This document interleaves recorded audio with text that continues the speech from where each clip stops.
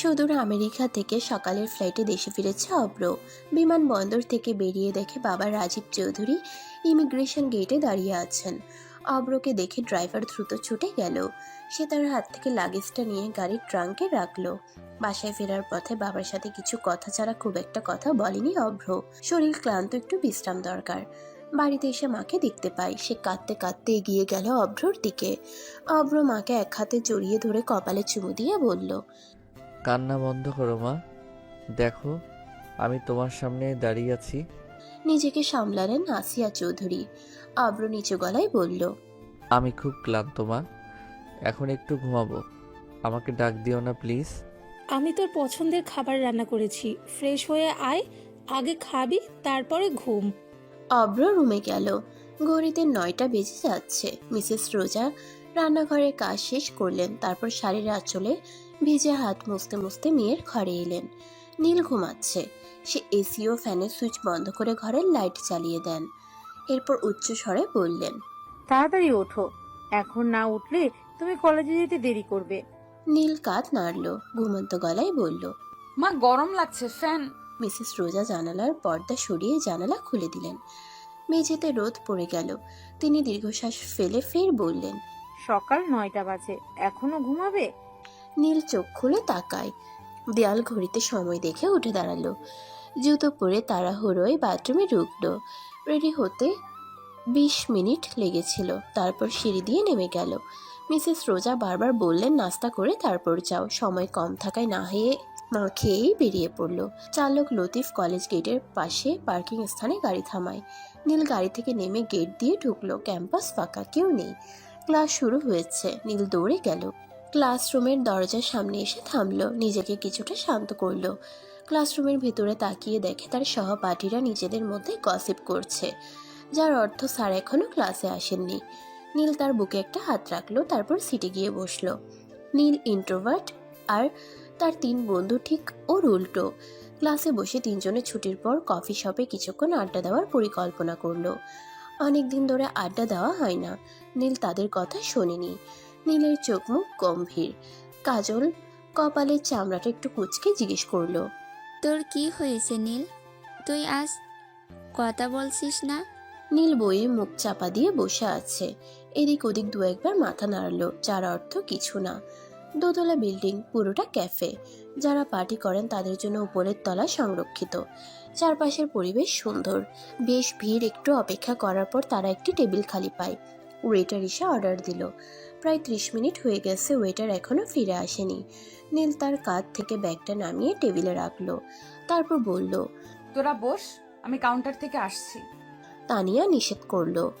তার নিষেধাজ্ঞা উপেক্ষা করে নীল কাউন্টারে গিয়ে বলল, এই যে শুনুন, হ্যাঁ ম্যাম, বলুন কি লাগবে?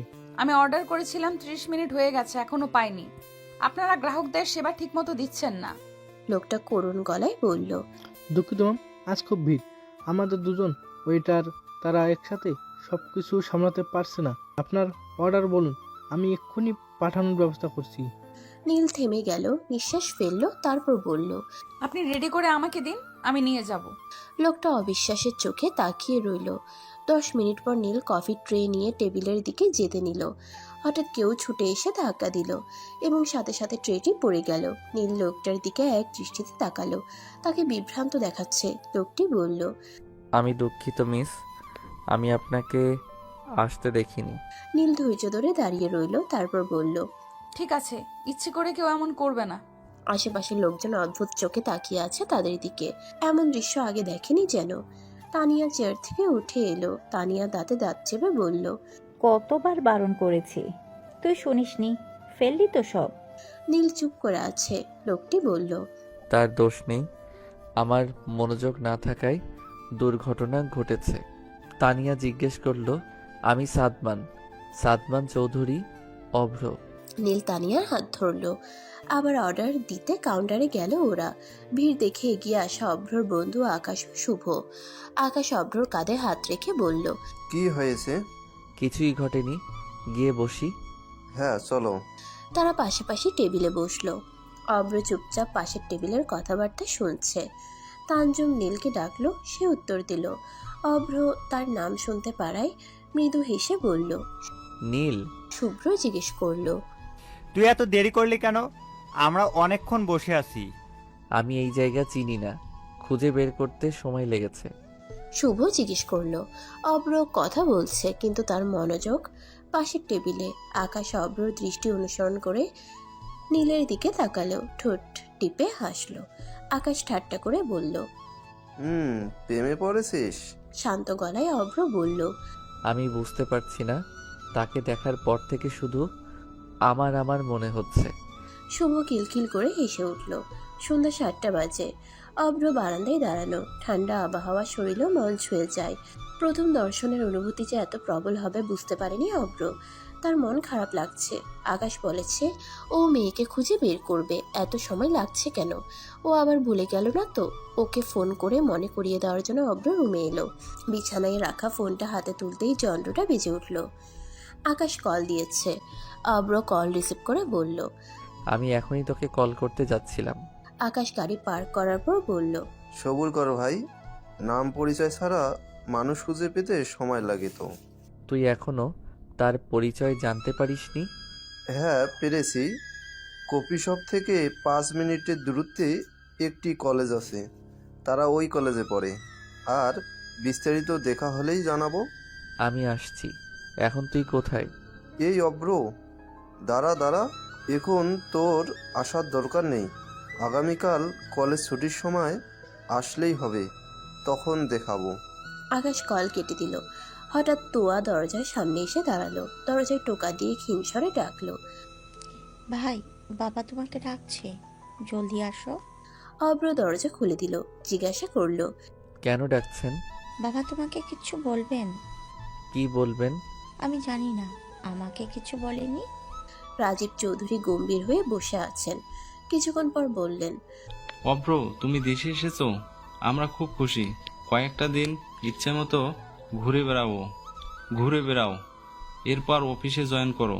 আমি বুড়ো হয়ে যাচ্ছি, আমি থাকতে থাকতে সবকিছু বুঝে নেওয়ার তোমার কর্তব্য। অব্র চুপ করে রইল। কিছুক্ষণ সময় নিয়ে বলল, বাবা, আপনি যা ভালো মনে করবেন তাই হবে। কলেজ ক্যাম্পাসের দক্ষিণ পাশে বিশাল কৃষ্ণচূড়া গাছ। ঝরে পড়া ফুল মাটি বিছিয়ে আছে। গাছটি বেশ বড় এবং এর ছায়া ক্যাম্পাসের অনেক জায়গায় পড়ে। ক্লাস শুরু না হওয়া পর্যন্ত সবাই এখানে বসে আছে। তানজুমকে নিয়ে গাছের গুড়িতে বসে আছে নীল।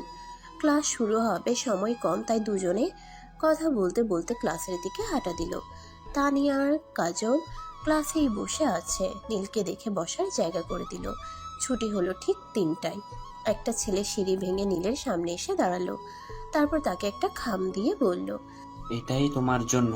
কাজল জিজ্ঞেস করলো, চিঠি? ছেলেটা কিছু বলল না, মৃদু হেসে চলে গেল। সব ক্লাসরুমের সামনে ডাস্টবিন আছে। নীল খামটা ডাস্টবিনে ফেলে দিয়ে হাঁটতে লাগলো। তানিয়া রোর গলায় বলল, ছেলেরা চিঠি দেয়, তোর সাথে বন্ধুত্ব করতে চায়, আর তুই তাদের চিঠিগুলো ডাস্টবিনে ফেলে দিস। নীল মুখ না দেখে কণ্ঠ শক্ত করে বলল, আমি এসব পছন্দ করি না। নীল গেটের সামনে গাড়ির জন্য অপেক্ষা করছে। তানজুম রিক্সা ডাকলো। রাস্তার উল্টো দিকে অব্রকে দাঁড়িয়ে থাকতে দেখে তানিয়া হঠাৎ বলে উঠল, ক্যাফের সেই ছেলেটা যার সাথে গতকাল নীলের ধাক্কা লেগেছিল। কাজল তার ভ্রু কুঁচকেছে। তানজুম বলল, সেই ছেলেটা এখানে কি করছে? কোনোভাবে নীলকে ফলো করছে না তো? লম্বা চওড়া কাঁধ, দেখতে সুন্দর, সুদর্শন যুবক, করলেই বা ক্ষতি কি? অভ্র অধৈর্য হয়ে গেল। অভ্র আকাশকে কিছু বলার আগেই আকাশ বলল, চল যাই, তুই কথা বলেনিস। অভ্র নীলের সামনে এসে দাঁড়ালো। তার বুক ধকধক করছে। বুক ধরফর কোনোভাবেই থামছে না। অভ্র নরম গলায় জিজ্ঞেস করলো, নাম কি তোমার? নীল কথা বলল না। নীল পিছিয়ে এসে তার সামনে থেকে সরে দাঁড়ালো। কাজল শান্ত গলায় বলল, ওর নাম লীলাঞ্জনা সরকার, সবাই তাকে নীল বলে ডাকে। অভ্র বলল, আর তুমি কি তার বন্ধু? হ্যাঁ, আমরা 4 বন্ধু। বলল কাজল। নীলের মুখ থমথমে। অভ্র নীলকে চুপ থাকতে দেখে বলল, চুপ করে আছো কেন? আমি তোমার জন্য এখানে আসছি, কিছু বলো। নীল অভ্রের প্রশ্ন এড়িয়ে গেল। ড্রাইভার গাড়ি নিয়ে এসেছে। নীল গাড়িতে বসলো। গাড়িটা চলে গেল। অভ্রর হাসি মিলিয়ে যায়। অভ্র অভিমানের রাস্তা দিয়ে হেঁটে ও পাশে গেল। আকাশ হতাশ হয়ে শুভর দিকে তাকালো। শুভ নীলের বন্ধুদের সাথে কিছু জরুরি কথা বলে নিল। 1 সপ্তাহ কেটে গেল। হঠাৎ অসুস্থতার কারণে নীল 3 দিনের ছুটি নেয়। গভীর অলসতায় এই দিনগুলো কেটে গেল। আজ শরীরটা একটু ভালো, তাই কলেজে যেতে চায়।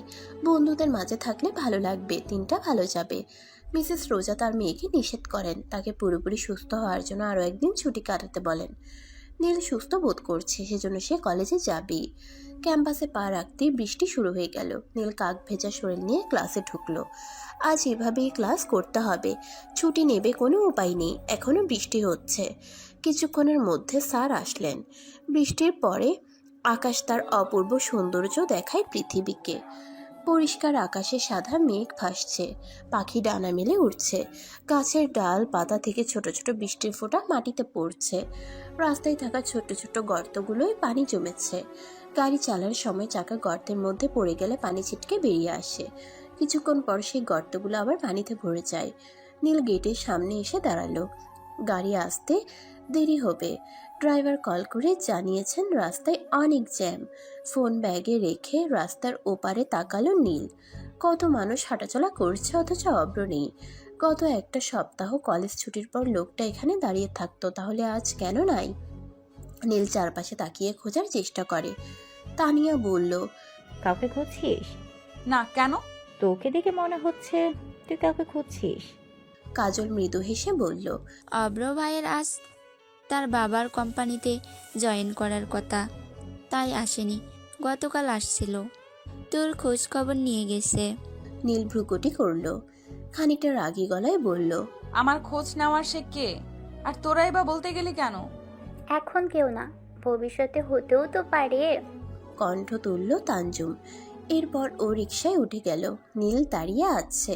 15 মিনিট পর লতিফ চাচা গাড়ি নিয়ে আসলেন। জ্যোৎস্না প্রস্ফুটিত হয়েছে। মাঝরাতে বারান্দায় এলো নীল। তার লম্বা চুলগুলো বেনুনি করা। খোলা আকাশে রাত পাখি শব্দ করে উড়ে গেল। বিশাল আকাশে শুধু একটি মাত্র চাঁদ, তারা নেই। নীল করুণ গলায় বলল, তুমিও কি একা আমার মতো? ঘড়ির অ্যালার্ম হঠাৎ বেজে উঠল। নীল চোখ খুলল। ঘড়ি বন্ধ করে বিছানা ছেড়ে জানালার কাছে গিয়ে দাঁড়ায় সে। 2 হাতে পর্দা সরিয়ে দিল। আজ আকাশ মেঘলা, বৃষ্টি হবে কিনা জানা নেই। নীল কিছুক্ষণ পর ফ্রেশ হতে গেল। তোয়ালিটা চেয়ারে রেখে বারান্দায় পা বাড়ালো। একটা ছোট্ট চড়ুই ছানা উড়ে এসে রেলিংয়ে বসলো। সে উঠতে শিখছে। একটু পর আবার উঠতে শুরু করলো। বেশিক্ষণ উঠতে পারেনি, নেমে এসেছে। পাখির কাণ্ড দেখে নীলের মন খুব উত্তেজিত হয়ে উঠল। সে রুমে এসে পড়তে বসলো। ফোন বাজছে, মনটা বারবার ফোনের কাছে ছুটছে। হোয়াটসঅ্যাপ গ্রুপে মেসেজ করছে তানজুম, তানিয়া ও কাজল। নীল বইটা বন্ধ করে ফোন তুলল। তারা দুপুরের পর সাফারি পার্কে যাওয়ার পরিকল্পনা করে। নীল যেতে রাজি হলো। নীল আলমারি থেকে তার পছন্দের একটা জামা নিল। আব্বু আম্মুর সাথে নাস্তা সেরে 9টার মধ্যে কলেজের উদ্দেশ্যে রওনা দিল। কলেজের সামনে গাড়ি থামলো। নীল নামলো। গেটের কাছে দাঁড়িয়ে আছে তানজুম, তানিয়া, কাজল। লতিফ চাচা গাড়ি নিয়ে চলে যেতেই তারা এগিয়ে আসে। হঠাৎ একটি গাড়ি তাদের সামনে এসে থামলো। তানিয়া কাজল গাড়িতে উঠে বসে। তানজুম গাড়িতে বসে বলল, নীল তাড়াতাড়ি ওঠ। নীল কিছুই বুঝলো না, জিজ্ঞাসা করে, আমরা কোথায় যাচ্ছি? ক্লাস করব না? না, আজকে ক্লাস ফাঁকি দিব, তানিয়া জবাব দিল। দুপুরের পর যাওয়ার কথা ছিল, তাহলে আমরা এখন ক্লাস ফাঁকি দেব কেন? গাড়িতে সেখানে যেতে 1 ঘন্টা এবং ফিরে আসতে 1 ঘন্টা লাগে। আর পার্ক 5টায় বন্ধ হয়ে যায়। 4টায় গিয়ে 1 ঘন্টায় কি দেখব? তাই সকালে যাব আর 4টার মধ্যে ফিরে আসব। একদিনের তো ব্যাপার, টেনশন করিস না, বলল কাজল। কাজে পুরোপুরি ঢুকে পড়েছে অভ্র। দম ফেলার সময় নেই। মিটিং শেষ করে চেম্বারে বসলো। টেবিলে রাখা গ্লাসটা নিয়ে পানি পান করলো। শুভ্রর কল এলো। শুভ অনর্গল বলল, সাফারিতে যাচ্ছি বাঘ আর হাতি দেখতে। তুই কি আমাদের সাথে যাবি নাকি একাই যেতে পারবি? আমি যেতে পারবো না, সরি রে। আমাকে অফিসের অনেক কাজ দেখাশোনা করতে হচ্ছে, তোরা যা। শুভ কান থেকে ফোনটা নামিয়ে নিল। আকাশকে বলল, ও আসতে পারবে না, আমরা এখন কি করব? শুভর হাত থেকে ফোন নিল আকাশ। শক্ত কণ্ঠে বলল, নীল যাচ্ছে, ঠিকানা পাঠাচ্ছি, তুই 1 ঘন্টার মধ্যে আসবি। নীল গাড়ি থেকে নেমে জায়গাটা ভালো করে দেখে নিল। বিশাল খোলা জায়গা, চারপাশে বাস ও গাড়ির ভিড়, বাইরে প্রচুর খাবারের স্টল এবং খেলনার স্টল রয়েছে। সবকিছু দেখে নিয়ে তারা টিকিট কেনার জন্য এগিয়ে গেল। গেটে নিরাপত্তা টিকিট চেক করার পরই প্রবেশের অনুমতি দেওয়া হয়। বেশ কিছুক্ষণ ধরে বসার জায়গাতে লোকজন বসে আছে, তাই ওরা কাছাকাছি ঘুরতে লাগলো। একটু পর তানজুম নির্জন জায়গা দেখে তাদের নিয়ে দাঁড়ালো। ড্রাইভার সাথে থাকায় সে অভ্রকে নিয়ে আসে। ড্রাইভারকে গাড়িতে বসতে বলে অভ্র এগিয়ে গেল। আকাশকে কল করলো, ফোন রিসিভ করছে না। শুভর ফোন বন্ধ। টিকিট কেটে গেট দিয়ে ঢুকলো অভ্র। এদিক ওদিক তাকিয়ে হাঁটতে লাগলো। কাজল দেখে অভ্র এদিকে আসছে। অভ্র এখনো তাদের দেখেনি। কাজল তানজুমকে ইশারা করে যে অভ্র এসেছে।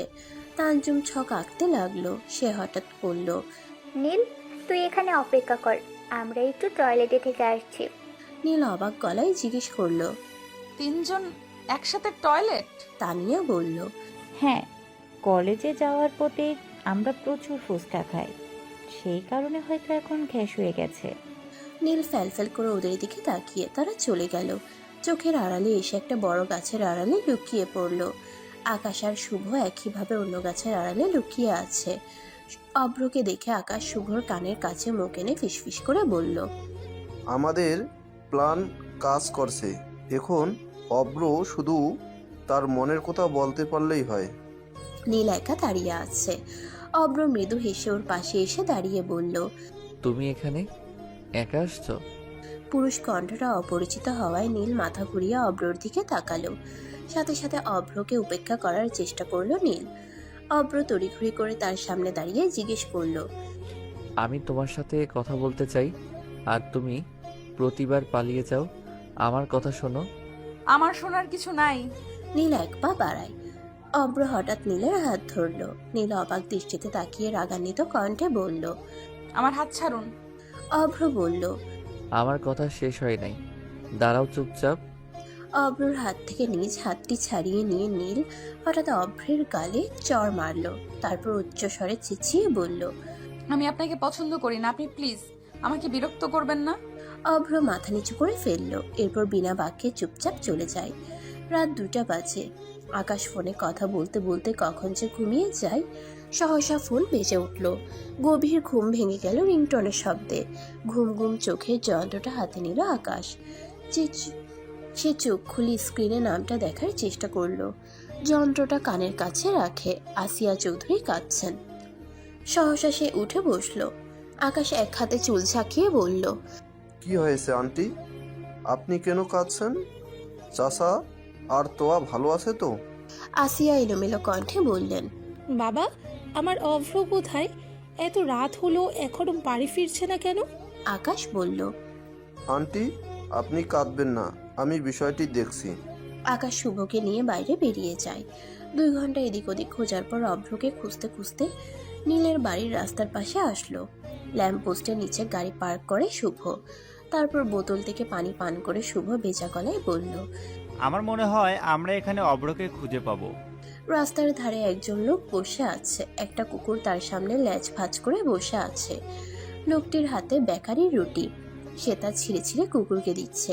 লোকটাকে দেখে শুভ বলল, ওটা অভ্র না। অভ্র হুইস্কি খেয়েছে, ওর নেশা চড়েছে। অভ্রকে ধরে গাড়িতে নিয়ে বসালো ওরা। এতক্ষণে ভোর হলো। চারদিকে ফজরের আজান দিচ্ছে। কলিং বেল শুনে দরজা খুললেন আসিয়া, যেন দরজার পাশেই বসেছিল। ফজরের নামাজ আদায় করতে উঠলেন রাজীব চৌধুরী। ছেলের অবস্থা দেখে আকাশ ও শুভর থেকে কারণ জানতে চান। আকাশ সত্য কথাটাই বিস্তারিত বলল। রায়হান সরকার 1 সপ্তাহের জন্য নেপালে যান। ওখানের অফিসে সব কার্যক্রম শেষ করে নিয়ে আজই ফিরছেন। এয়ারপোর্ট থেকে সোজা অফিসে আসেন। হাতে একটু কাজ আছে, সেটা সেরে বাড়ি যাবেন।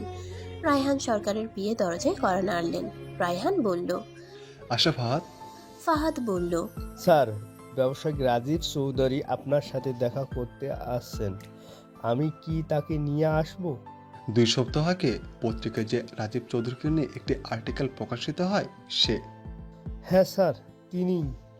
যাও যাও, তাড়াতাড়ি নিয়ে আসো, আর তার জন্য খাবারের ব্যবস্থা করো। ওরা দুজন মুখোমুখি বসে আছে। রাজীব কাজের কথা বলা বন্ধ করে একসময় মূল প্রসঙ্গ তুলে আনেন।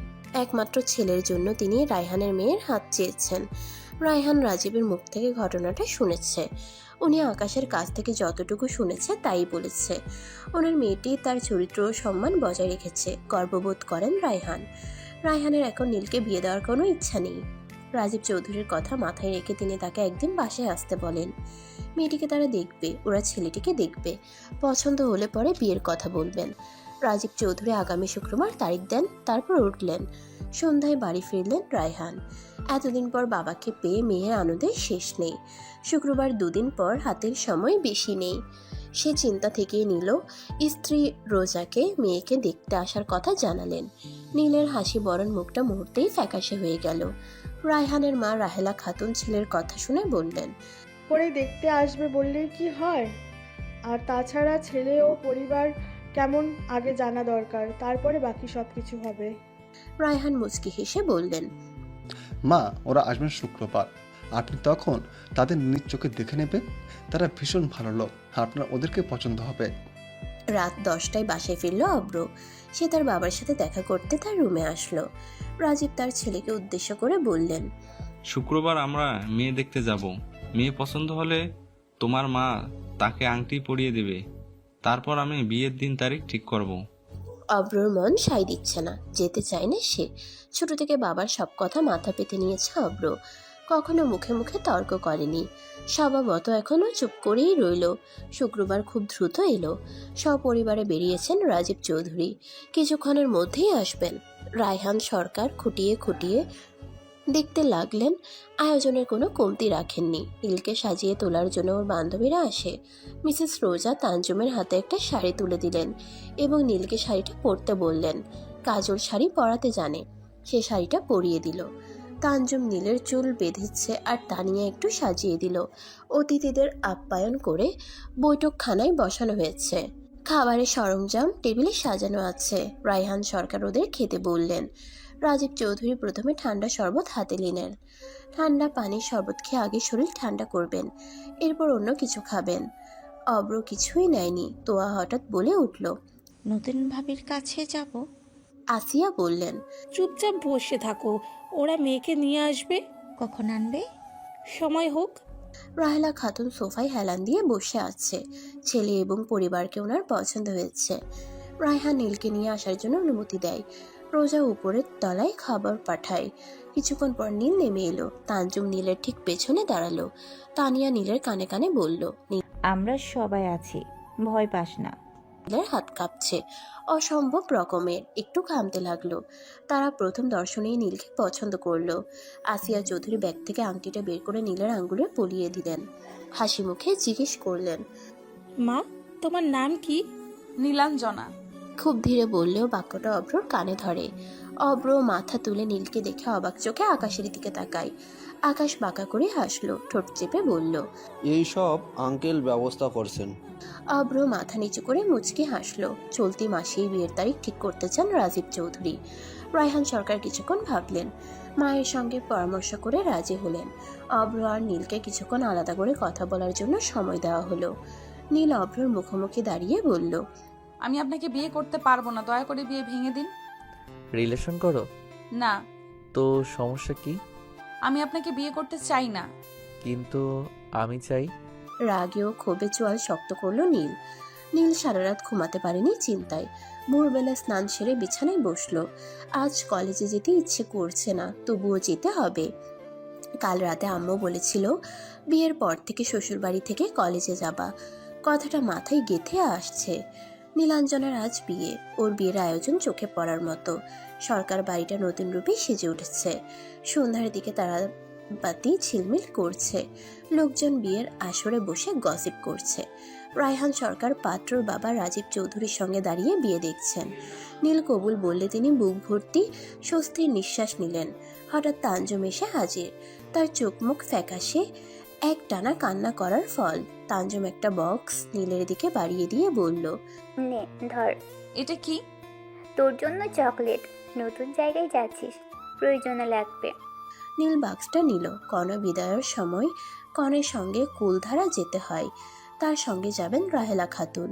নিয়ম শেষ করেই বড় কনেকে গাড়িতে বসানো হয়েছে। কিছুক্ষণ পর গাড়ি চলতে শুরু করলো। নতুন বউ, লোকজন, ঘর ভর্তি, অসংখ্য মানুষের মাঝে ইতস্তত লাগছে নীলের। আসিয়া চৌধুরী ওর মুখখানা দেখে বুঝতে পারলো সাদা সিধা মেয়েটা এসবেও অভ্যস্ত নয়। আসিয়া চৌধুরী উঁচু গলায় কথা বলে ঘরটা খালি করে গেলেন। একটা পাতলা শাড়ি তোয়ার হাতে পাঠিয়েছেন। তোয়া শাড়িটা বাড়িয়ে দিতে দিতে বলল, মা দিল, বলল এসব চেঞ্জ করে শাড়িটা পরার জন্য। নীল শাড়ি নিল, বলল, আমি শাড়ি পরতে জানি না। আসিয়া চৌধুরী শাড়ি পরিয়ে দিল। নীলকে মেয়ের মতো আদর যত্ন করেই নিজ হাতে খাবার খাইয়ে দিল আসিয়া। এরপর মাথায় হাত বুলিয়ে চলে যান। ঘরের দরজা বন্ধ। ছোট বোনেরা দরজা বন্ধ করে দাঁড়িয়ে আছে। বকশিস না পেলে ওরা দরজা খুলবে না। বোনদের হাতে টাকা গুজে ওদের খুশি করে রুমে এলো অভ্র। নীল বিছানায় শুয়ে ঘুমিয়ে গেছে। ঘুমন্ত অবস্থায় মেয়েটাকে ভীষণ স্নিগ্ধ লাগছে। অভ্র আর তাকে ডাকলো না, ঘুমাতে দিল। সকালবেলা তোয়া হাজির। নীল স্নান সেরে রুমে পা রাখতেই দরজায় টোকা পড়ল। শাড়ির আঁচল দিয়ে মাথায় ঘুমটা টেনে দরজা খুলল। তোয়া বলল, তেমন কিছু। মা তোমাকে ডাকছেন, তুমি তো নতুন বউ, আজ তোমার বউ ভাত জন্য রান্নাঘরে তুমি প্রথম আগুন জ্বালিয়ে পায়েস বানাবে। তুমি নিশ্চয়ই রান্না জানো না, আর যদি না জানো তাহলে চিন্তা করো না, মা সব দেখিয়ে দেবেন। তোয়া কথাগুলো বলা শেষ করে নীলের হাত ধরে সিঁড়ির দিকে নিয়ে গেল। সকলে আনুষ্ঠানিকতা সুন্দরভাবেই মিটে যায়। আগামীকাল থেকে সে নীল কলেজ যাবে। অভ্র তাকে জানায় রোজ সে ওকে কলেজে নামিয়ে দিবে। অভ্র নীলের সঙ্গে কথা বলা শেষ করে বাবা রাজীব চৌধুরীর সঙ্গে কথা বলতে লাগলো। 2 সপ্তাহের মধ্যে তাকে আমেরিকা যেতে হবে, ব্যক্তিগত প্রয়োজন। শ্বশুর ও শাশুড়ির জন্য আপেল কাটছে নীল। সহসা ছুরিটা আঙ্গুলে লাগলো। কলকল করে রক্ত বের হচ্ছে। নীল চেঁচিয়ে উঠল। অভ্র দ্রুত হাত দিয়ে কাটা স্থান চেপে ধরে রক্ত বন্ধ করলো। উত্তেজিত কণ্ঠে বলল, বাবা, ডাক্তার আঙ্কেলকে কল দাও, অ্যাম্বুলেন্স খবর দাও। নীল বলল, হয়নি, আপনি শান্ত হন। আসিয়া আঙ্গুলটা ব্যান্ডেজ করে দিলেন। নীল বসার ঘর ত্যাগ করে। একা ভালো লাগছে না। তোয়া বাড়িতেই আছে। ওর সাথে গল্প করার জন্য তার রুমে এলো। দরজা ভেজানো ছিল। তোয়া বারান্দায় আছে, ক্ষীণস্বরে ফোনে কথা বলছে। ফোনের ওপাশ থেকে কিছু বলছে। তোয়া খিলখিল হাসিতে ফেটে পড়ে। তোয়া বলল, তুমি যখন তখন কল দিও না, মা আশেপাশে থাকে, ধরতে পারলে ভীষণ বকবে। আমি ফ্রি হয়ে তোমাকে কল দিব, ঠিক আছে? তোয়া কল কাটলো। নীল গম্ভীর কণ্ঠে জিজ্ঞেস করলো, কে ছিল? তোয়ার থেকে বিস্তারিত শুনে অবাক হলো নীল।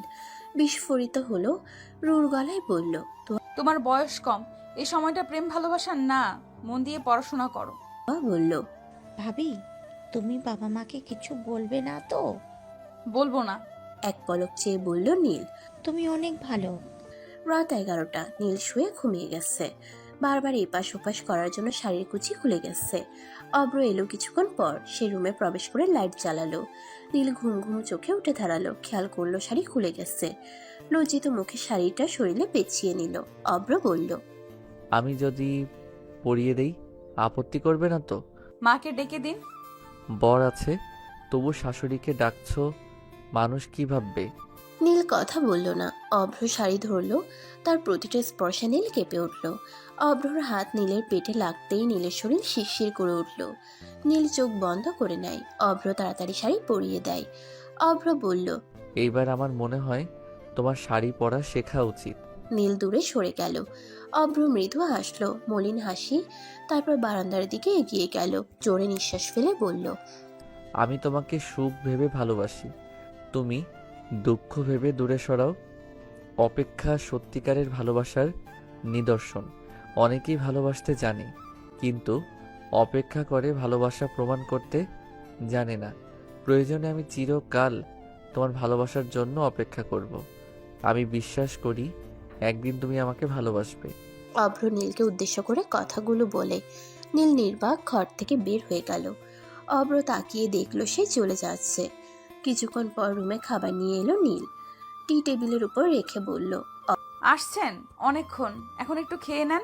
অভ্র বলল, আজ এত মায়া? খুশি হওয়ার কোনো কারণ নেই, মায়ের জন্য করছি। তিনি যদি জানেন যে আপনি রাতে না খেয়ে ঘুমিয়েছেন তবে কষ্ট পাবেন। অভ্র কিছুক্ষণ চুপ করে থাকলো, তারপর বলল, মা কষ্ট পাবে বুঝলে আমার যে কষ্ট হয়, তুমি কি দেখছো না? অভ্র বসা থেকে উঠে দাঁড়ালো, ব্লেজারটা পরে নিয়ে বলল, আজকে রাতটা আকাশ আর শুভর সঙ্গেই কাটাবো। তুমি ঘুমিয়ে পড়ো। নীল বলল। এখন অনেক রাত, প্লিজ যাবেন না? অবাক চোখে তাকিয়ে রইল অব্র, তারপর বলল। যাচ্ছি না। সকাল দিকে অব্রর কাজিন বোনেরা বাড়ি আসলো। ওদের আনন্দ উল্লাসে বাড়িটা যেন হঠাৎই জেগে উঠেছে। সবাই একসাথে বসে আড্ডা গল্পে মজে গেছে। নীল ওদের সঙ্গে খুব তাড়াতাড়ি মিলেমিশে গেল। নীল রুমে এলো। অব্র বলল। আজ কলেজ যাবে না? এখনো রেডি হওনি যে? নীল ক্ষীণ স্বরে বলল। একটা কথা বলবো? হ্যাঁ বলো। আজ কাজলের বিয়ে। তেমন কোনো বড় অনুষ্ঠান হবে না, ঘরোয়া ভাবে ছোট্ট একটা আয়োজন করা হবে। আমি কি যাব? অব্র কিছুক্ষণ ভাবলো, বলল। বিকেলে তৈরি হয়ে থেকো, আমি এসে নিয়ে যাব। নীল খুশি হয়ে মুচকে হাসলো। একটা ছেলের সঙ্গে কাজলের দীর্ঘদিনের সম্পর্ক ছিল। বাড়িতে ওর বাবা যখন জানতে পারেন তখন কাজলকে চড় মারেন এবং তার কলেজ যাওয়া বন্ধ করে দেয়। মধ্যবিত্ত মানুষ, মান সম্মান হারানোর ভয় তাদের প্রচুর। তন্ময় একদিন কাজলের বাবার সঙ্গে দেখা করে। সরকারি চাকরি তার, দেখতে শুনতে ভালো, বৈকি বিয়েতে রাজি হন কাজলের বাবা। তন্ময় খুব সাধারণভাবে বিয়েটা করতে চায়, কারণ ওর হবু শ্বশুরের বিশাল আয়োজন করার সামর্থ্য নেই। কথাটা ঘুরিয়ে এসে নিজের উপর নিল।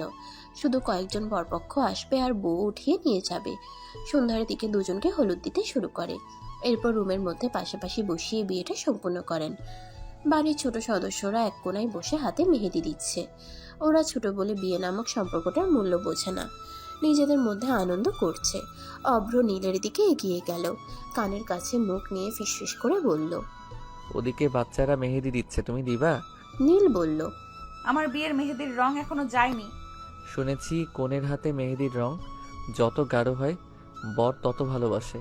তোমার হাতে মেহেদির রং তো বেশ গাঢ়। ওসব আজে বাজে কথা। আজে বাজে কেন? আমার ভালোবাসায় তুমি কোনো কমতি দেখেছো? আমি তর্ক করতে চাচ্ছি না। রাত বেশি হওয়ার আগে বাড়ি ফিরে এলো ওরা। আসিয়া চৌধুরী ড্রয়িং রুমে বসে আছেন। ছেলে ও বউকে দেখে উনি কাজের ছেলেটাকে ডেকে খাবার গরম করতে বললেন। অভ্র বলল। আমরা খেয়ে আসছি মা। ওসব ছাড়ো, এখন বলো তুমি এখনো ঘুমাওনি কেন? তোমাদের জন্য অপেক্ষা করছিলাম। এখন যাও ঘুমাও। আসিয়া চৌধুরী অভ্রর ঘরটার সেটিং চেঞ্জ করেছেন। সোফা ছিল, সেটা সরিয়ে ফেলা হয়েছে। অভ্র বিছানায় গিয়ে শুয়ে পড়ল। নীল বলল। এখানে শুয়েছেন কেন? সোফায় যান। অভ্র বলল। সোফা নেই। অভ্র উঠে দাঁড়ালো। নীল বিছানায় শুয়ে চোখ বুঝল। অভ্র নিচে শুবে না, এই জন্য বারান্দায় এসে দাঁড়িয়ে থাকলো। বেশ কিছুক্ষণ পর নীলের ঘুম ভাঙল। সে ঘুম থেকে উঠে অভ্রকে কোথাও দেখলো না। বারান্দায় এসে অভ্রকে বলল। বাইরে তো ঠান্ডা, আপনি বারান্দায় কি করছেন? ভেতরে আসুন। রুমে এলো। বিছানার দিকে তাকিয়ে দেখলো বিছানার মাঝখানে একটি কোল বালিশ। কোনো সন্দেহ নেই নীল তার ঘুমানোর জন্য আলাদা জায়গা করে দিয়েছে। বিয়ের 1 মাস পূর্ণ হলো, বোধহয় একটু একটু করে সন্ধি হচ্ছে। অভ্র শুয়ে পড়ল। কোল বালিশের দিকে ইশারা করে বলল। এটাকে মাঝখান থেকে সরিয়ে ফেললে হয় না? নীল বলল। না। অভ্র হুট করে বলল। নীল। জি। ঘুমাওনি? না, কেন? তোমাকে একটা প্রশ্ন করি, সত্য বলবে কিন্তু। কি প্রশ্ন? এই 1 মাসে তোমার মনে কি আমার জন্য একটু ভালোবাসা তৈরি হয়নি? নীল জবাব দিল না। অভ্র বলল। কাউকে ভালোবাসো, তার জন্যই কি আমাকে গ্রহণ করতে পারছো না? নীল নিশ্চুপ। অভ্র ঘুমানোর চেষ্টা করলো। আসিয়া চৌধুরী রান্নাঘরে খাবার তৈরি করছেন। নীল আর তোয়া এসে একসাথে দাঁড়ালো। তোয়া বলল। কি করছো মা? দারুণ গন্ধ। স্ন্যাক্স তৈরি করেছি, তোরা গিয়ে বস, আমি ভাজা শেষে নিয়ে আসছি। এই সময় কলিং বেল বেজে উঠে। আসিয়া চিন্তিত কণ্ঠে বললেন। এত সকালে কে এলো? রহিমা, দরজা খুলে এসো। আকাশ আর শুভ আসছে। সেই অভ্রর বিয়ের দিন গেল। ওরা তারপর আর এই মুখো হয়নি দুজন। অফিসে কাজের চাপ, আজ একটু সময় পেয়েছে আর এসে গেছে। অভ্র অফিস যাওয়ার জন্য একেবারে তৈরি হয়েই নিচে নামে। ওদের দেখে চমকে যায়। আকাশ বলল। জলদি আয় তো, একটা খুব গুরুত্বপূর্ণ কথা বলার আছে। কি কথা? শুনলাম তুই আবার আমেরিকা যাচ্ছিস। হ্যাঁ, শুক্রবার আমার ফ্লাইট। কিছুদিন পর গেলে হয় না? কেন? শুভ বলল। আমরা যে লুকিয়ে বিয়ে করে ফেলেছি সেটা বাড়িতে জানাজানি হয়ে গেছে। বাবা মা খুব ক্ষেপে আছেন, ওনারা চাচ্ছেন আমাকে ঘর থেকে বের করে দিবেন। তুই আমার হয়ে একটু তাদের বোঝাবি প্লিজ। বিয়ে কাকে আর কবে?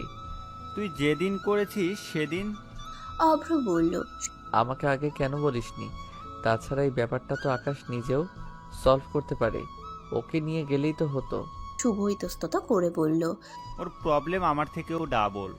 অব্র ভ্রুকুটি করল, বলল। মানে? ওর বউ প্রেগনেন্ট। অব্র অবাক হয়ে তাকিয়ে আছে, রুদ্ধ নিঃশ্বাস ফেলে বলল। তোর আগে আমি বিয়ে করেছি আর তুই আমার আগে বাবা হবি? অব্র পুরো ঘটনা শুনেছে আকাশ আর শুভর কাছ থেকে। আকাশ ও তানজুমের মধ্যে প্রেমের সম্পর্ক গড়ে ওঠে, তাই অনেকদিন আগে শখ করে বিয়ে করে ফেলে ওরা। তাদের বিয়ের সাক্ষী তানিয়া, কাজল ও শুভ। আর অভ্রর বিয়ের দিন রাতেই বিয়ে করে তানিয়া ও শুভ। কয়েক বছর পর পারিবারিকভাবে বিয়ে করতে চেয়েছিল শুভ, তার আগেই বাড়িতে জানাজানি হয়ে গেল তানজুম প্রেগনেন্ট। এটাও ছিল আকাশের কাছে ভূমিধসের মতো। অভ্র থেমে গেল, অনেকক্ষণ চুপ করে রইল, তারপর বলল। ঠিক আছে, আমি সব ম্যানেজ করছি। আজ বুধবার। অব্রর সহযোগিতায় ওর বন্ধুদের বিয়ে সম্পূর্ণ হলো। অফিস থেকে অতি জরুরি কাজের জন্য আজ রাতের ফ্লাইটে অব্রকে লন্ডন যেতে হবে। আইএস কোম্পানির সিইওর সঙ্গে মিটিং আছে। এই মিটিংটা সুন্দর মতো হলে ওদের কোম্পানি বিশাল লাভ পাবে। অব্র বাড়ি এসে মা আর বাবাকে জানালো। আসিয়া চৌধুরী বললেন, একা যাবি কেন? নীলকে সঙ্গে নিয়ে যা। তাছাড়া বিয়ের পর তো তোরা কোথাও ঘুরতেও যেতে পারিসনি। অব্র নীলের দিকে তাকিয়ে নীল বলল, না না, আমি যাব না। কেন মা? আমার ফ্লাইটে ভয় লাগে মা। নীল স্বস্তি ফিরে পেল। অব্র চলে গেলে ওর দিনগুলো ভালো কাটবে, রোজ রোজ ওকে দেখতে হবে না। অব্র লাগেজ গুছিয়ে নিল, নীলের থেকে ওর ফোন চেয়ে বলল। তোমার ফোনটা দাও। কেন? বলছি দাও। অব্র নীলের নাম্বার ওর ফোনে সেভ করে নিল, এরপর বলল, আমি পৌঁছে তোমাকে কল করব। আর তোমার যদি আমাকে মনে পড়ে তুমিও মাঝে মধ্যে আমাকে কল দিও। আমার মনে পড়বে না। অব্রর সঙ্গে এয়ারপোর্টে যাচ্ছেন ওর বাবা। রাত গভীর হতে লাগলো। নীল চোখগুলো হাত খোপা করে নিল। ফাঁকা রুমটায় এক পলক দু পলক তাকিয়ে রুম ত্যাগ করলো। হাঁসফাঁস লাগছে। বারান্দায় এসে দাঁড়িয়ে শূন্য আকাশটা দেখতে লাগলো, আর বারবার হাতের ফোনে সময় দেখে নেয়। নিজের অজান্তে অভ্রর কলের অপেক্ষা করছে নীল। লোকটা বলে গেছে পৌঁছেই প্রথম তাকে কল দিবে। সকাল 9টা। আজ থেকে নীলকে কলেজ পৌঁছে দিবে ড্রাইভার, এবং সময় হলেই উনি নিয়ে আসবেন। ক্লাসে বসেও মনটা উসখুস করছে। ছুটির পর গাড়ির জন্য দাঁড়িয়ে রইল। অব্র তাকে কলেজ নামিয়ে দিত, এটা যেন ওর অভ্যাস হয়ে গেছে। ড্রাইভারকে দেখলে কান্না পাচ্ছে। নীল ওর বন্ধুদের সঙ্গে বিষয়টি শেয়ার করে। তারা বলছে অব্রকে কল করার জন্য, অথচ ও দেশের নাম্বার তার কাছে নেই। তাছাড়া সে তো এখনও সে দেশে গিয়ে পৌঁছাতে পারেনি। 24 ঘন্টার পথ এখনও 12টা বাকি আছে। অব্র চলে যাওয়ার পর আজ 2 দিন। নীলের মন খারাপ। সে ওখানে পৌঁছে কাউকে কল করেনি, এজন্য আরও খারাপ। রাজীব চৌধুরী পুত্রবধূকে বললেন, শোনো বৌমা, কয়েকদিনের জন্য বাবা মায়ের কাছ থেকে ঘুরে এসো, মন ভালো হয়ে যাবে। নীল যাবে না, ওখানে গেলে আরও একা লাগবে। পাহাড় এলাকায় রাজীব চৌধুরীর একটা বাড়ি আছে। রাজীব চৌধুরী সেখানে মাঝে মধ্যে গিয়ে সময় কাটাতেন। প্রায় 2 বছর যাওয়া হয় না।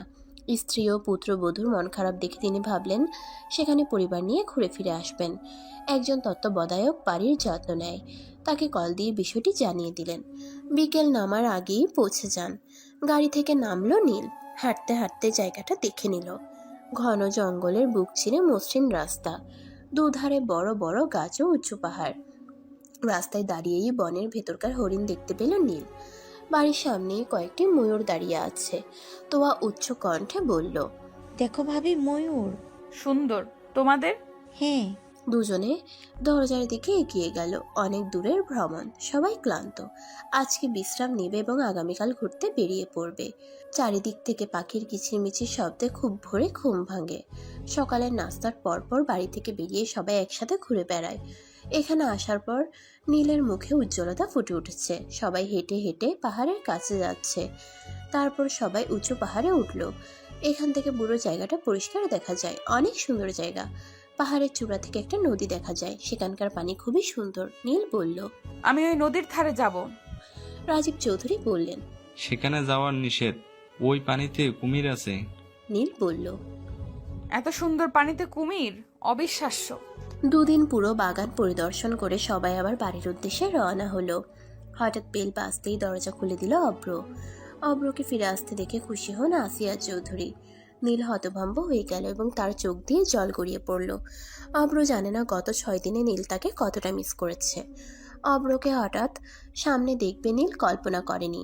বিয়ের প্রায় 1.5 মাস হতে চলল। এতদিনে অব্রর পছন্দ সম্পর্কে মোটামুটি ধারণা হয়েছে নীলের। অব্রর বাবার সাথে রুমে গেল। শাশুড়ির অনুমতি নিয়ে নীল আজ তার প্রিয় খাবার রান্না করতে লাগলো। সব ধরনের রান্না শেষ করতে দুপুর হয়ে যায়। টেবিলে খাবার গুছিয়ে দিয়ে নীল গোসল করতে রুমে যায়। ফিরে এসে দেখলো সবাই খেতে বসেছে। অব্রর পাশে অচেনা মেয়েকে দেখে নীল থমকে গেল। অব্র সকলের সঙ্গে মেয়েটির পরিচয় করিয়ে দিল। মেয়েটি তার ছোটবেলার হারিয়ে ফেলা বন্ধু। নীল হাসতে পারল না। অব্র খাবার খেতে খেতে বলল, উফ মা, রান্নাটা দারুণ হয়েছে। অনেকদিন পর বাড়ির রান্না খাচ্ছি। আসিয়া চৌধুরী বললেন, আজ সব রান্নার নীল করেছে। অব্র চমকে তাকালো। এক চিলতে হাসি উপহার দিয়ে বলল, বেশ ভালো হয়েছে। এটা খাও। মাছের তরকারিটা অভ্রপাতার হাতে দিয়ে বলল মারিয়া, অনেক মজা হয়েছে। অব্রর নাকে মুখে উঠল। সে কাশি দিতে লাগলো। মারিয়া এক গ্লাস পানি অব্রর দিকে দিয়ে বলল, জলদি পানি খাও। অব্রর সাথে মারিয়ার বাড়াবাড়ি পছন্দ করছে না নীল। সে ঠোঁট খামড়ে দাঁড়িয়ে রইল। আমি তোমাকে ভালোবাসি, এই 3টি ছোট কথা বললেই ভালোবাসা হয় না। ভালোবাসার জন্য সারা জীবন পাশে থাকতে হয়, দায়িত্ব কাঁধে নিয়ে ভালোবাসা প্রমাণ করতে হয়। কথাটি চাপা গলায় বলল নীল। অব্র বলল, তুমি আমাকে দায়িত্ব দিয়েছো? নীল চুপ করে আছে। নীলের মুখের অভিব্যক্তি বুঝতে অব্র কিছুক্ষণ তাকিয়ে রইল। নীল একটু থেমে বলল, মারিয়া মেয়েকে আমি পছন্দ করি না। ও আপনাকে সব সময় ফলো করে। অভ্র বলল, আমি যখন ছোট ছিলাম তখন ওর সাথে আমার দেখা হয়েছিল খেলতে খেলতে। তারপর হঠাৎ আমেরিকা চলে যাই। আমি যখনই বাড়িতে আসতাম তাকে খুঁজতাম। আমি ওকে খুঁজে পাইনি। আমার ওর উপর একটা টান ছিল যার নেই। আজ বিমানবন্দরে ওর সঙ্গে দেখা হয়েছিল, তাই বাড়িতে নিয়ে আসি। কিন্তু এখন সে শুধুই আমার বন্ধু। গভীর রাত। নীল চুপচাপ শুয়ে পড়ল। দুজনের মাঝে আর কথা হলো না। অব্র ঘুমিয়েছে কিনা বোঝার জন্য একবার ওর দিকে তাকালো। অব্রর ঘুমন্ত মুখটার দিকে তাকিয়ে থেকে নীল বিড়বিড় করে বলল, না চাইতেও আপনি আমার মন জুড়ে আছেন। আমার অজান্তেই আপনি আমার হৃদয়ে জায়গা করে নিয়েছেন। আমার জীবনের সমস্ত অংশ জুড়ে এখন শুধুমাত্র আপনি। আপনাকে ছাড়া এই কয়েকটা দিন কেটে গেছে বছরের মতো। আমি আপনাকে অনেক মিস করেছি। আপনার অনুপস্থিতি আমাকে বুঝিয়েছে আমি আপনাকে ভালোবাসি। সকাল 6টা বাজে। রাজীব চৌধুরী আজ সিলেট যাবেন। ওনাকে বিদায় দিয়ে অব্র অফিসের উদ্দেশ্যে রওনা দিল। দুপুরের পর অফিসে আজ বিদেশি ক্লায়েন্টদের সঙ্গে মিটিং আছে। নীলা একসময় মারিয়ার সঙ্গে গল্প করতে করতে ওর সঙ্গে বন্ধুত্ব করে নিল। তোয়া স্কুল যেতে তৈরি হয়েছে। নীলকে দেখে সে অবাক হয়ে জিজ্ঞেস করলো, ভাবি কি হয়েছে? তুমি দেখছি মারিয়া আপুকে বন্ধু বানিয়ে নিয়েছ। নীল মৃদু স্বরে বলল, সে আমাদের অতিথি তাই। তোয়া স্কুলে চলে যায়। নীল একটু অসুস্থ, এজন্য আজ কলেজে যাবে না। রুমে আরাম করছে। আসিয়া চৌধুরী বাজার যাবেন, প্রস্তুতি নিচ্ছেন। মাথা খানিক ব্যথা করছে বলে নীল কিছুক্ষণ ঘুমিয়ে নিল। ঘুম ভাঙলো তখন সকাল 10টা। ঘুম ঘুম চোখে ফোনে সময় দেখে রুম থেকে বের হলো। সহসা মারিয়ার রুমের কাছাকাছি এসে হাসির শব্দ শুনে নীল দাঁড়ালো। মারিয়ার রুমের জানালার দিকে তাকিয়ে দেখলো মারিয়া কাজের বুয়ার সাথে কথা বলছে। তাদের কথা নীলের কানে পৌঁছলো। মারিয়া বলল, বুঝলাম না কেন হঠাৎ বদলে গেল অভ্র। গতকালও আমায় মাথায় তুলে রেখেছিল, আর আজ কথাই বলেনি। কাজের বুয়া লাইলা বললেন, কেউ দেখে ফেলবে, আমি এখন যাই। মারিয়া বলল, বাড়িতে কেউ নেই ফুপু, কেউ আমাদের দেখবে না। আর শোনো, খুব দ্রুত এবং সাবধানে কাজগুলো করতে হবে। নীল তার হাতের ফোনে ভিডিও রেকর্ডিং চালু করে। লাইলা ভীত গলায় বললেন, অভ্র খুব চালাক, যদি ধরা পড়ি। মারিয়া বলল, ফুপু আমি কাঁচা খেলোয়াড় না। সবাই জানি অভ্র তার হারিয়ে যাওয়া ছোটবেলার বন্ধুর জন্য কতটা পাগল ছিল। নীল মাঝখানে এসে সব প্ল্যান নষ্ট করে দিল, কিন্তু এখনো সময় আছে। আমি নীলকে সরিয়ে অভ্রকে বিয়ে করব। ফুপু অভ্রকে আমার চাই। অভ্রর চোখ ঠোঁট আমাকে পাগল করে দেয়। আমি তার জন্য সব কিছু করতে পারি। অভ্রর বন্ধু হয়ে নীলের জায়গা নেব। সব কিছু এত সহজ? ভুলে যাস না, নাম পরিচয়বিহীন একটা মেয়ের নাম ভাঙিয়ে তুই এই বাড়িতে ঢুকেছিস। ঠোঁটে বিভ্রান্ত হাসি দিয়ে মারিয়া বলল, আমি কিছু ভুলিনি ফুপু। আমি অভ্রের জন্য এই মিথ্যা পরিচয়ও বাঁচতে রাজি আছি। মারিয়া থামলো। কিছুক্ষণ পর আবার বলল, আমি জানতাম যে অভ্র যখন হঠাৎ করে তার ছোটবেলার বান্ধবীকে ফিরে পাবে, আসল না নকল তা খুঁটিয়ে দেখবে না, এবং তা ঘটলো। যাওয়ার আগে লাইলা বলল, যাই করিস না কেন সাবধানে করিস, যাতে কেউ লক্ষ্য না করে। নীল রুমে এসে মেঝেতে বসলো, চোখ দিয়ে টপ টপ করে জল পড়ছে। একজন মানুষের পেছনে এত ষড়যন্ত্র, ভাবতেই অবাক লাগছে। আসিয়া চৌধুরী দুপুরে রান্না শেষ করেন। সিঁড়ির নিচে আসা মাত্র কলিং বেলটা বাজালো। তিনি এগিয়ে গেল। নীলের বাবা মা রায়হান সরকার ও মিসেস রোজা এসেছেন। আসিয়া চৌধুরী হাসি মুখে ওদের সাথে করে নিয়ে এসে ড্রয়িং রুমে বসতে দিল। তোয়া বলল। আমি ভাবিকে ডাকছি। রায়হান বললেন। বিয়াকে দেখছি না, উনি কি অফিসে? আসিয়া বললেন। না বেআই মশাই, উনি আজই সিলেট গেছেন। তাহলে তো ভুল সময় চলে আসলাম। রোজা বললেন। গতকাল এলে বিয়ের সঙ্গেও দেখা হতো। আসিয়া হেসে বললেন। অনেক দিন পর আসলেন, নীল আপনাদের দেখে ভীষণ খুশি হবে। রায়হান বললেন। মেয়ে তো আমাদের ভুলে গেছে, তাই আমাদের ওর কাছে আসতে হয়। নীল ওর বাবার কাছে এসে বসলো। রায়হান ও রোজা মেয়েকে নীলকে নিতে আসছেন। নীল ওদের সঙ্গে দুদিন থাকলে তাদের ভালো লাগবে। সব দিক বিবেচনা করে ওদের সঙ্গে নীলকে যেতে পারমিশন দিল আসিয়া। ইচ্ছার বিরুদ্ধে ব্যাগপত্র গুছিয়ে বিকেলে বাবা মায়ের সঙ্গে চলে গেল নীল। তোয়া টিভি দেখছে। হঠাৎ মায়ের দিকে তাকিয়ে অভিমান মিশ্রিত কণ্ঠে বলল। মা, তুমি ভাবিকে যেতে দিয়েছো কেন? ভাবিকে ছাড়া আমার ভালো লাগে না। আসিয়া চৌধুরী মেয়ের মাথায় হাত রেখে বললেন। নীল তোর ভাবি হয়, ও চলে যাওয়ায় তোর এত খারাপ লাগছে, তাহলে ভাব যারা ওকে জন্ম দিয়েছে তাদের কত কষ্ট হয়। মারিয়া বলল। আমি রুমে যাই আন্টি, আপনার যদি কিছু লাগে দয়া করে আমাকে ডাকবেন। ঠিক আছে, যাও। রাত 9টা বাজে। মেয়ে আসছে সে আনন্দে মিসেস রোজা মেয়ের পছন্দের সব খাবার রান্না করেছেন। নীল কোনো কিছু খাচ্ছে না, আনমনে প্লেটে আঙ্গুল নাড়িয়ে আঁকিবুকি করছে। মিসেস রোজা লক্ষ্য করে বললেন। নীল, কি হয়েছে মা? খাচ্ছ না কেন? নীলের মন অব্রর জন্য ছটফট করছে। সে বলল। আমি চলে যাব মা, আমার এখানে ভালো লাগছে না। রায়হান অবাক চোখে স্ত্রী রোজাকে দেখলেন, এরপর মৃদু গলায় বললেন। খাবারটা শেষ কর, আমি তোকে পৌঁছে দিয়ে আসবো। না, আমি খেতে পারবো না, আমি এক্ষুনি যাব। নীল হাত ধুয়ে নিল। ব্যাগ নিয়ে বাসা থেকে বের হলো সে। লতিফ চাচা গাড়ি নিয়ে দাঁড়িয়ে আছেন। নীল উঠে বসলো। অভ্রকে কল করবে কিনা বুঝতে পারছে না, তবু সে কয়েকবার কল করলো। কল রিসিভ করেনি অভ্র। নীল ফোনটা হাতের মুঠোয় নিয়ে ফুপিয়ে উঠল। অজানা এক আশঙ্কায় কান্না পাচ্ছে তার। গাড়ি হঠাৎ থেমে যায়। লতিফ গাড়ি থেকে নেমে ইঞ্জিন চেক করে নিল। ইঞ্জিন খারাপ হয়েছে। নীল গাড়ি থেকে নামে অন্য গাড়ি খুঁজতে লাগলো। সহসা নীল বলল। লতিফ চাচা, আমি এগিয়ে গেলাম, গাড়ি ঠিক করে আমার ব্যাগ ও বাড়ি পৌঁছে দিও। বললেন লতিফ। একা একা যাইও না মা, একটু অপেক্ষা করো। বিশাল এক বট বৃক্ষের নিচে 4জন পুরুষ লোক বসে আছে। সম্ভবত তাস খেলছে ওরা। এই সময় লোকজন মেয়েকে একা দেখে একজন বলে উঠল। ওই দেখ, একটা ছেড়ে এইদিকে আসতেছে, চল গিয়ে ধরি, অনেকদিন পর একটু মজা করুম। সত্যি কইছস, চল গিয়া ধরি, অনেকদিন ধইরা মাইয়া মানুষের স্বাদ পায় নাই। ওদের ভেতরের একজন লিডার আছে। সে গাছের গুড়িতে শুয়ে আছে। হঠাৎ তার কণ্ঠ শোনা গেল। খবরদার, কেউ এই মেয়েকে উত্তপ্ত করবি না। আমরা চোর মাতাল হতে পারি, কিন্তু ধর্ষক না। 4জন উঠে গেল। নীলের সামনে গোল গোল ঘুরছে। ওদের একজনের হাতে একটা ছুরি। সে ওটা দিয়ে ভয় দেখিয়ে বলল। প্রাণে বাঁচতে চাইলে সাথে যা যা আছে ভালোই ভালোই সব দিয়ে দে।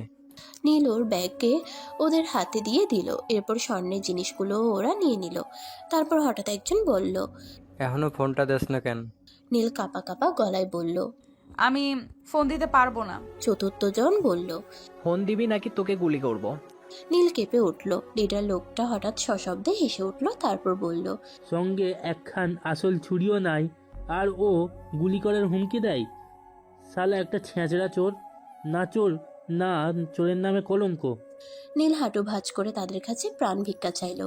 এই সুযোগে ফোনটা জামার পকেটে রাখলো। তারপর কিছুটা সাহস নিয়ে উঠে দাঁড়ালো। 2 হাতে বালি।